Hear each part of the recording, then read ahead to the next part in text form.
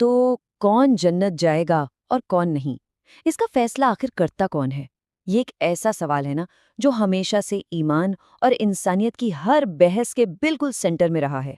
और ये सवाल हमें ये सोचने पर भी मजबूर करता है कि भाई हमारे अपने फैसलों की, हमारे जजमेंट्स की असली हद क्या है। तो चलिए एक सवाल से शुरू करते हैं। मदर टेरेसा जैसी शख्सियत सोचिए, जिन्होंने अपनी पूरी की पूरी जिंदगी इंसानियत की सेवा में लगा दी, क्या वो जन्नत में जाएंगी? लेकिन देखिए, ये सवाल सिर्फ मदर टेरेसा का नहीं है।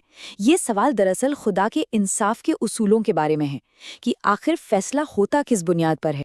इस सवाल का जवाब देने से पहले हमें एक कदम पीछे हटना होगा, क्योंकि इसका जवाब इंसानी राय में नहीं, बल्कि ये समझने में है कि इंसानी फैसले की हद कहाँ ख़त्म होती है और खुदाई इख्तियार कहाँ से शुरू होता है। तो देखिए, यहाँ पर ना दो अलग अलग डोमेन है, दो अलग अलग दायरे हैं जिन्हें समझना बहुत जरूरी है। पहला है इंसानी दायरा। इसमें क्या होता है, हम इस दुनिया में किसी के ईमान या कुफ्र पर, मतलब वो मानता है या नहीं मानता, इस पर अपनी राय बना सकते हैं, बात कर सकते हैं।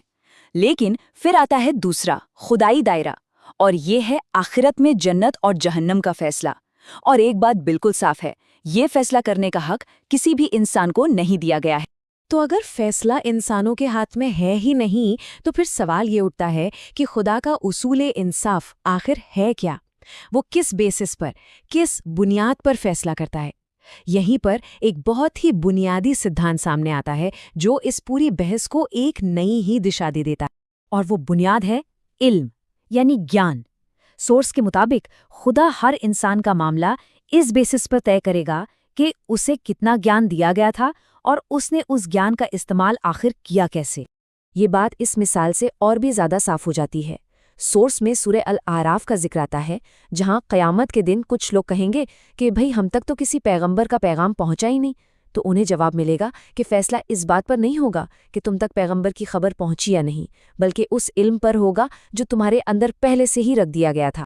अच्छा, अब इस उसूल को समझने के बाद आइए मदर टेरेसा के मामले पर वापस लौटते हैं और देखते हैं कि किसी के काम के पीछे उसकी नीयत का क्या रोल होता है। हुआ ये कि जब मदर टेरेसा से पूछा गया कि क्या उन्होंने अपनी पूरी जिंदगी इंसानियत की खिदमत में लगा दी, तो उनका जवाब था, मैंने ये अपने खुदा के लिए किया है।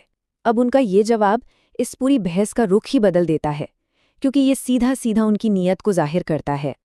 और यहीं पर नीयत का कनेक्शन सीधा खुदाई उसूल से जुड़ जाता है। वो जो दिलों के हाल जानता है, अपने लिए किए गए किसी भी अच्छे काम को, किसी भी नेकी को कभी बेकार नहीं जाने देता। मदर टेरेसा की नीयत उनके अपने बयान से जाहिर है, और उसका फैसला भी वही करेगा जो दिलों के राज जानता है। तो इस पूरी गुफ्तगू का नतीजा क्या निकलता है? नतीजा ये है कि आखिरी फैसला क्या होगा यह हम इंसानों के जानने की बात ही नहीं है। ये पूरी तरह से परवरदिगार के हाथ में है। और खुदा के इंसाफ की मिसाल कैसी है?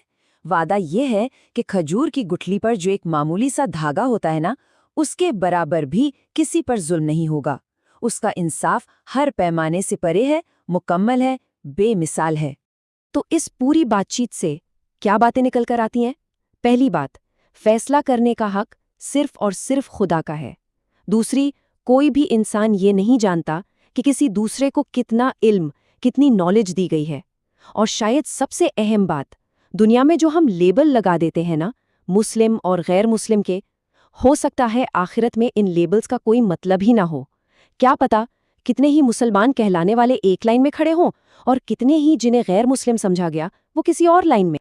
और आखिर में ये सवाल सोचने के लिए रह जाता है कि तो क्या इस दुनिया की तकसीम, हमारे बनाए हुए ये गिरोह और लेबल आखिरत में भी इसी तरह से चलेंगे?